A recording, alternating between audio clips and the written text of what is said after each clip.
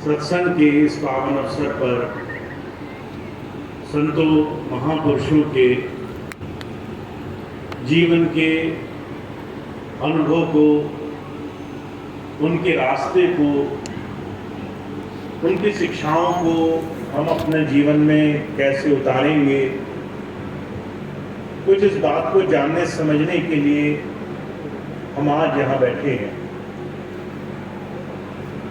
बहुत समय के बाद, वर्षों के बाद ये अवसर आया है, इस गांव में आपके बीच में सत्संग का आयोजन हो रहा है।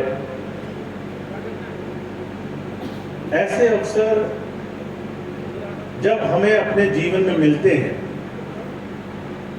तो उसके साथ साथ बहुत कुछ हमारे जीवन में, हमारे जीवन को नई दिशा देने के लिए ऐसे गुप्त मार्ग, ऐसे साधन छुपे होते हैं जिसे जीवन में बिना किसी अनुभवी महापुरुष के जानना बड़ा कठिन है। जितने भी धर्म, जितने भी शास्त्र, जितने भी ऐसे महापुरुषों की वाणियां हुई हैं, उन्होंने ये बात हमारे और आपके सामने समझाने की कोशिश करी है। हमारे जीवन में, हमारे जीवन का सबसे बड़ा लक्ष्य, जीवन का सबसे बड़ा सुख सिर्फ संसार को भोगने, सिर्फ संसार को कमाने में नहीं है। अगर आपको इस बात का यकीन न हो तो आप संसार में हर एक वर्ग के इंसान के जीवन की तरफ नजर मार कर देखें। यहाँ बहुत से धनी लोग भी हैं, सेठ साहूकार भी हैं, राजा महाराजा भी हैं, अकूत संपत्ति के मालिक भी हैं। दुनिया में हर तरह का वैभव, हर तरह का धन संपत्ति, दुनिया की कीमती से कीमती चीज कमाने वाले लोग मौजूद हैं संसार में, और फिर भी उन्हें अपने जीवन का समय काल, अपनी उम्र, अपना जीवन समाप्त करके कहीं जाना ही होता है। स्वामी जी महाराज फरमाया करते थे, सिकंदर बहुत बड़ा बादशाह हुआ, विश्व विजय करने का सपना था उसका कि मैं सारे संसार का राजा बनूं, एकमात्र बादशाह बनूं, उसके आगे सारी दुनिया सर झुकाए। और इस एक ख्वाहिश को, एक इच्छा को पूरा करने के लिए उसने बहुत बरस संसार में बड़ा जनमाल का नुकसान पहुंचाया, हर जगह, हर देश पर आक्रमण किया, लोगों को ऐसे जलाया, ऐसे मारा पीटा जैसे किसी इंसान के जीवन की कोई कीमत ना हो, सिर्फ एक लालसा में कि मैं विश्व विजयी बनूं। उससे ज्यादा क्रूर राजा नहीं हुआ। और जब वो धीरे धीरे हिंदुस्तान आया, विश्व विजय के सपने को लेकर के, और उसके सामने एक ऐसी परिस्थिति आई कि उसके शरीर में कुछ ऐसा रोग लग गया जिसका इलाज मिलना बड़ा मुश्किल था। जब उसने हकीमों को बुलाया, बड़े बड़े वैद्यों को बुलाया कि मुझे ठीक करो, अपनी सारी संपत्ति उन्हें देने का वादा किया।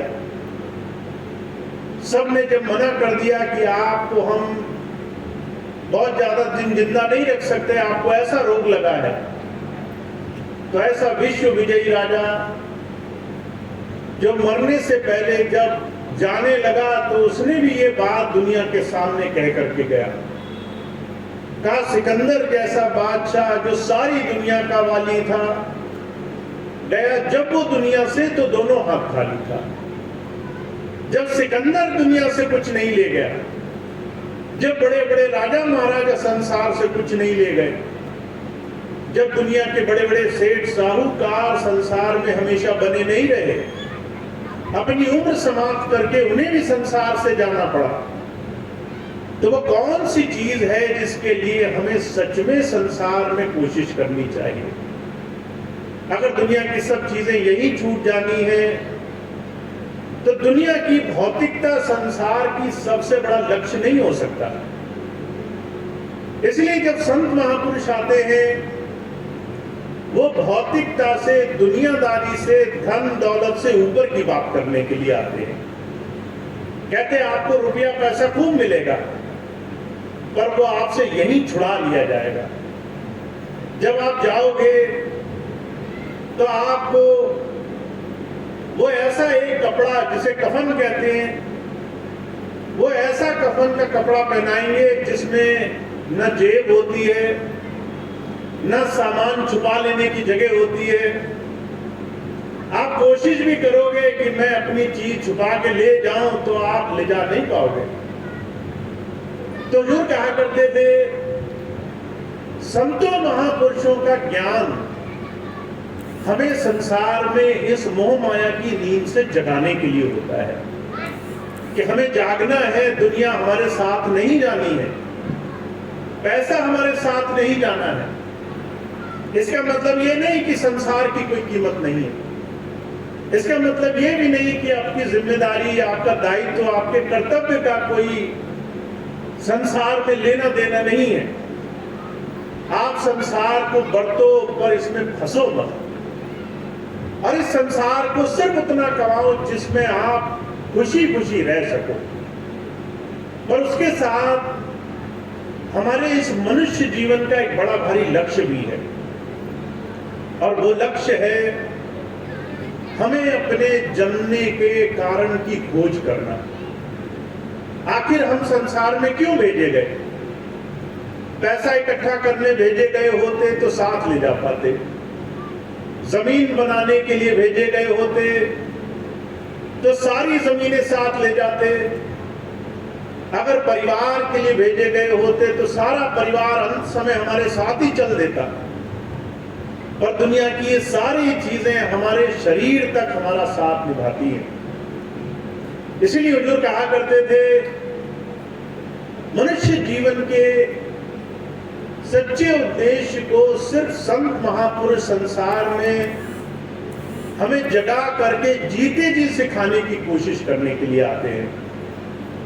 हमारे स्वामी जी महाराज अक्सर एक बड़ी सुंदर मिसाल फरमाया करते थे।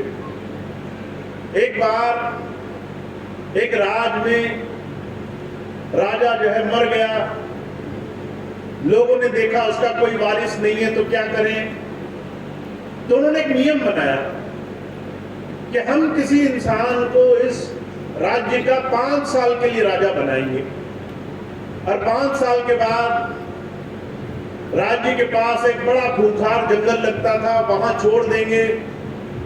वहां से आते वक्त जो पहला आदमी दिखेगा उसको फिर 5 साल का राजा बनाएंगे। ये परंपरा चलती रही। हर 5 साल में राजा चुना जाता था, राजपाट करता था, भोग विलास में रहता था। 5 साल उसे ये सुध नहीं आती थी कि मैं कभी गरीब था, आज राजपाट में आ गया, आखिर इसके पीछे का अर्थ क्या है।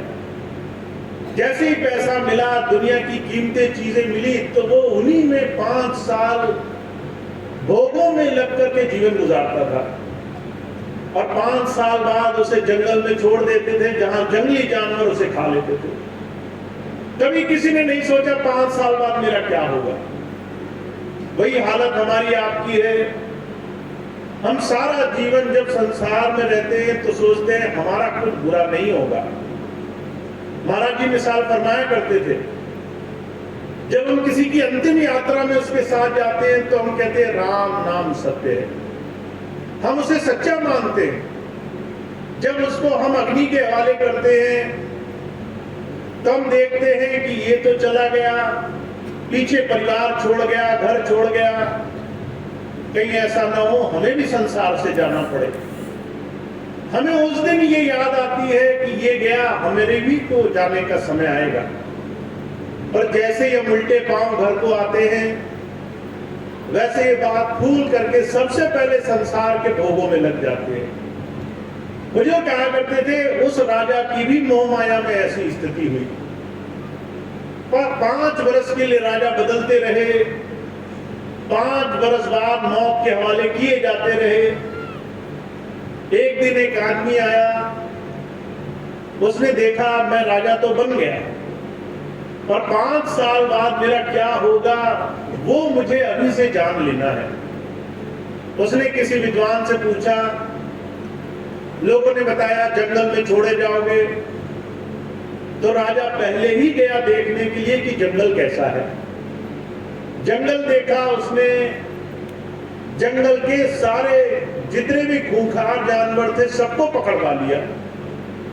उन्हीं 5 सालों में उसने जंगल के अंदर बस्ती बसाई, नगर बसाया, सुंदर महल खड़ा करा दिया, सारे साजो सामान इकट्ठे कर दिए। जब 5 साल पूरे हुए तो लोग जब राजा को जंगल छोड़ने जा रहे थे तो राजा हंस रहा था, कह रहा था जहां तुम मुझे लेके जा रहे हो वो जगह तो मैंने पहले से देखी है, वहां तो मंगल ही मंगल है, वहां मौत नहीं है, वहां जीवन है, वहां दुख नहीं है, वहां सुख ही सुख है। लोग हैरान थे कि आज तक जो राजा गया रोते रोते गया, ये पहला ऐसा आदमी निकला है जो जाकर के खुशी खुशी संसार से जाने की बात सोच रहा है। पर किसी को मालूम नहीं था कि जहां जाना है वहां पर अब मृत्यु नहीं रही। हुजूर कहा करते थे अगर आप और हम किसी संत की शरण में बैठ करके मरने के बाद क्या होगा ये पहले से जान लें, पहले से उस कला को सीख लें, मौत पर हमेशा के लिए विजय हासिल कर लें। जहां जाने से दुनिया डरती है वहां पर हमें जा करके वहां उस प्रभु धारा का आनंद मिल जाए। अगर वो ज्ञान मिल जाए तो हमारा भी संसार से जाते वक्त रोना नहीं निकलेगा। पर ये कला हमें सिर्फ कोई संत सिखा सकता है। संत संसार में दुनिया की वस्तुएं बांटने के लिए नहीं आते। कई बार जब हम संतों महापुरुषों के पास जाते हैं, किसी महापुरुष के पास, किसी बड़े पूज्य स्थल के पास जाते हैं तो हमारी इच्छाएं सबसे पहले प्रबल रहती है।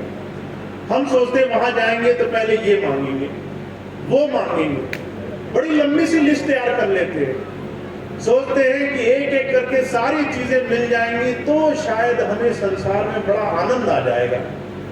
हुजूर कहा करते थे जब आप ये सारी चीजें दिल में रख करके किसी ऐसे महापुरुष के पास जाते हो तो उसके पास जाने का लाभ नहीं मिलता। इसलिए स्वामी जी महाराज क्या कहते हैं कि संत मिलन को जाइए तज माया अभिमान, जो जो पग आगे बढ़े त्यो त्यो यज्ञ के समान। अगर आप भोग विकार दुनिया की चीजों की मांग लेकर के संतों के पास जाते हो तो आप किसी बहुत बड़े महापुरुष के पास जाकर के भी कौड़ी की चीज लेकर आ गए। वो चीज जो आपकी आज है और कल खत्म हो जाएगी। स्वास्थ्य है कल खत्म हो जाएगा, बच्चे आज छोटे कल बड़े हो जाएंगे, जिनके पास नौकरी नहीं है कल नौकरी मिल जाएगी, समस्या फिर से खत्म हो जाएगी। पर क्या इसके बाद दोबारा समस्या नहीं आएगी? हुजूर कहा करते थे इस संसार में गौर से देखो, हर एक इंसान किसी न किसी चीज से दुखी है। का कोई तन दुखी, कोई मन दुखी, कोई चित्त उदास, एक एक दुख सबन को सुखी संत का दास। किसी को तन में रोग लगे हैं, किसी को मन में चिंताएं लगी हैं, किसी का दिल साफ नहीं है, वो संसार की चीजों को ले लेकर के दुखी है। अर्जुन कहा करते थे इन संसार के भोगों में लग लग करके हमारी उम्र, हमारा समय, हमारा जीवन निकला जा रहा है। जब तक हम किसी संत के पास नहीं जाते और उसके पास निर्मल मन से शरणागत होकर के हम उससे वो नहीं पाने की कामना करते जो वो हमें देने के लिए आया है, मृत्यु से हमें हमेशा के लिए आजाद करने के लिए आया है, मृत्यु पर विजय दिलाने के लिए आया है। जीते जी उस प्रभु का साक्षात्कार कराने के लिए आया है। ये काम कैसे होगा? तो कहते हैं आपको अपने मन में माया का, दुनिया का, संसार के भोगों का मान हटा करके उसके पास जाना पड़ेगा। महाराज जी बड़ी सुंदर एक घटना सुनाया करते थे। बलक बुखारे का बादशाह था। बादशाह होकर के मन में उसकी ये चाह बनी कि कैसे मैं परमार्थ पाऊं। उसने बहुत खोजा। किसी ने कह दिया कबीर साहब हैं, उनके पास जाओ, वहां तुम्हें रास्ता मिल सकता है।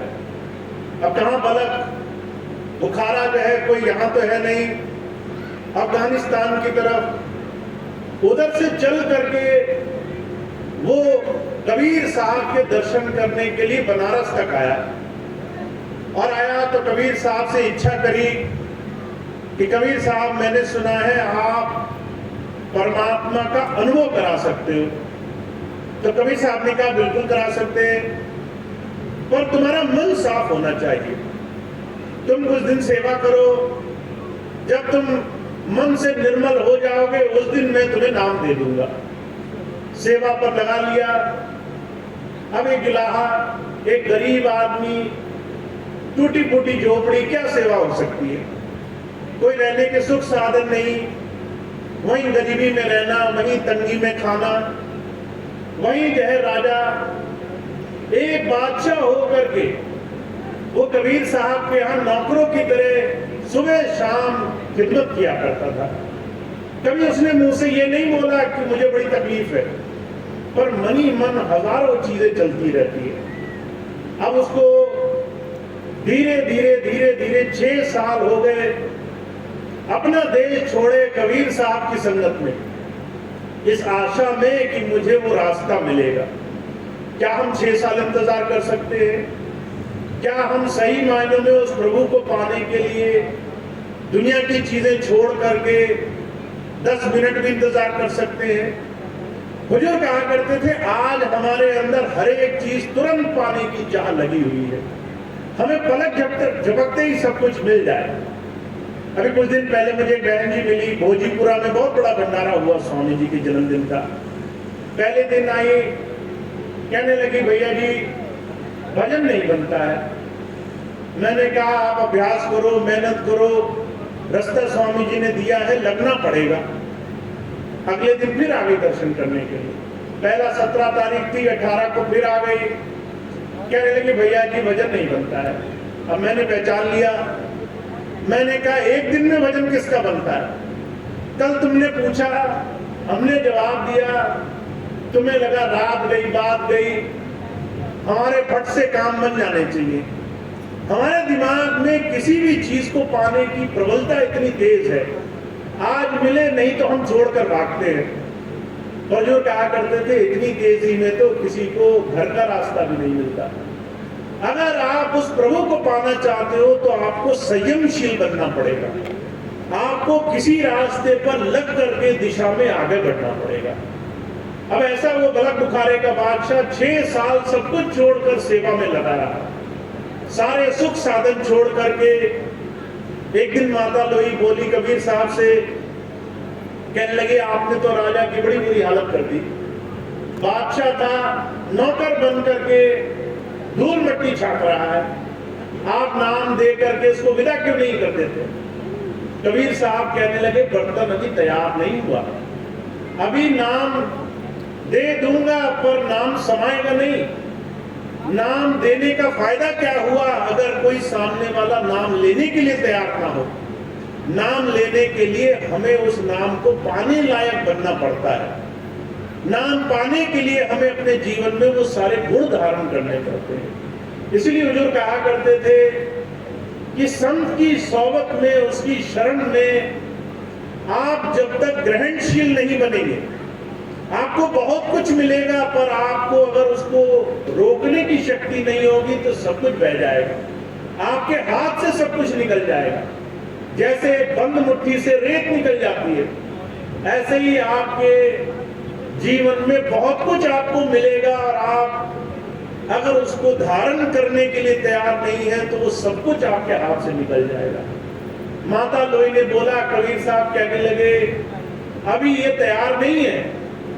तो माता लोई बोली, इससे ज्यादा सेवा कौन करेगा, 6 साल से बेचारा लगा है, अब इससे ज्यादा तैयारी किसी की क्या होगी। कई बार हम बाहर से देखते आदमी बड़ा साधु मालूम पड़ता है, सफेद कपड़े, लाल कपड़े, चंदन तिलक छापे लगाकर, हमें लगता है इससे बड़ा महात्मा कोई नहीं है। पर जो कहा करते थे, ऊपर से रंग, कपड़े लत्ते, बाहरी आवरण से अगर किसी के मन की पवित्रता पता चलती तो संसार में बड़े बड़े डाकू, बड़े बड़े चोर उचक्के, उनको तो आप पहचान भी नहीं पाते, उनकी तो आपको जरा सी सुध बुध नहीं लगती। कबीर साहब मन की जानते थे, माता लोई ऊपर से देख रही थी। कबीर साहब ने कहा, अगर नहीं माना तो कल इसको बुला करके कहो इसको कल नाम मिलेगा। अब राजा को खबर भेजी गई। राजा जो है बहुत खुश हुआ, सुबह सुबह नहा धोकर तैयार नाम लेने के लिए आया। माता लोई को आदेश था, जैसे ही राजा दरवाजे के नजदीक आए तो जितना भी कूड़ा करकट, गंदगी जितनी भी हो सके उसके ऊपर से डाल दो। अब वही किया उन्होंने। राजा के ऊपर जब वो गंदगी डाली तो एकदम अंदर से क्रोध निकला। हमें तो कोई आंख घूर कर देख ले तो आज ही हमारे अंदर का वर्षों का सत्संगीपना गायब हो जाता है। जरा सा कोई हमें कुछ बोले, हम जो है बुजुर्ग कहा करते थे, भाई भाई को माफ कर सकता है, माता पिता बच्चों को माफ कर सकते हैं, पर कई बार वर्षों से गुरु के चरणों में बैठे हुए प्रेमी सिर्फ बाहर से अपने गुरु चरणों में बैठे वर्षों की गिनती करते हैं। हम 50 साल से जुड़े हुए हैं, अंदर परिवर्तन अगर नहीं आया तो जो कहा करते थे, कबीर साहब के समय में भी वही हालत थी, आज भी वही हालत होगी। अब कबीर साहब के अंदर से क्रोध निकला जब उनके ऊपर गंदगी पड़ी तो कबीर साहब कहने लगे, जिसने भी हरकत करी है अगर मेरे देश में होता तो अभी खाल खिंचवा लेता, अभी जो है इसकी हालत खराब कर देता। माता लोई थर-थर कांप गई, कहने लगी, राजा है 6 साल से सेवा में है, पर अंदर से ये बात नहीं गई कि मैं राजा हूं, अभी भी खाल खिंचवाने की बात कर रहा है।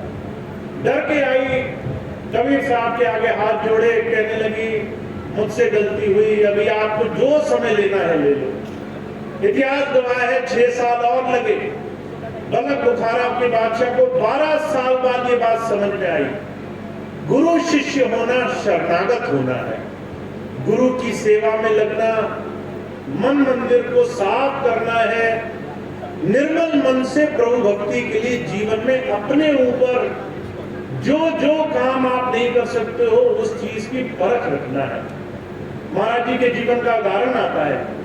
एक दिन ऐसी भरी सभा में महाराज जी सत्संग कर रहे थे, कहने लगे, भाई एक काम करो, मुझे सुधारक चाहिए सेवा के लिए। अगर मैं आपसे कहूं कि सेवा के लिए मुझे कुछ भाई बहन चाहिए तो सारे लोग हाथ खड़ा कर देंगे, कहेंगे भैया जी हमसे सेवा लो, हमको सेवा दो, हम सेवा करेंगे। महाराज जी कहने लगे, मुझे सुधारक चाहिए, सेवादार जो सुधार कर सके, कोई काम गलत करे तो उसका सुधार हो। अब सुधारक शब्द के 2 अर्थ होते हैं। एक अर्थ तो हो गया कि दूसरे की गलती देखना, पर महाराज जी क्या कहना चाहते थे ये बात समझ में बहुत देर से आई लोगों को। महाराज जी ने जब कहा कि सुधारक चाहिए तो लोगों ने हाथ खड़े किए। महाराज जी ने उनको पास बुलाया, कहने लगे, आत्म सुधार करने वाले चाहिए। आप दूसरे की गलती नहीं देख सकते, आपको अपनी गलती देखनी है, आपने क्या गलत किया और आपको उसका सुधार करना है। ये सेवा करोगे। जब ये बात कही तो लोगों का मुंह उतर गया। लोग सोचने लगे, कहाँ इतना अच्छा काम मिला था, दूसरे की गलतियां देखनी थी, अब ये काम और उल्टा मिल गया कि अपनी गलती झांको, अपनी गलतियां देखो। तो जो कहा करते थे, संत आता है उस दुनिया की खामियां, दुनिया की बुराइयां देखने की, हमें शिक्षा देने के लिए नहीं आता। आप संसार में किसी के अधिपति नहीं बनाए गए, आपको धर्मराज नहीं बनाया गया कि दूसरे की गलतियां देखो, आपको ये काम नहीं सौंपा गया कि दूसरों की बुराइयां देखो। वो जो कहा करते थे कि दूसरों की बुराई देखता है वो ना जाने अपने जीवन में अनगिनत पाप कर्मों का जाने अनजाने में बोझ बढ़ा लेता है। इसलिए हुजूर क्या कहते हैं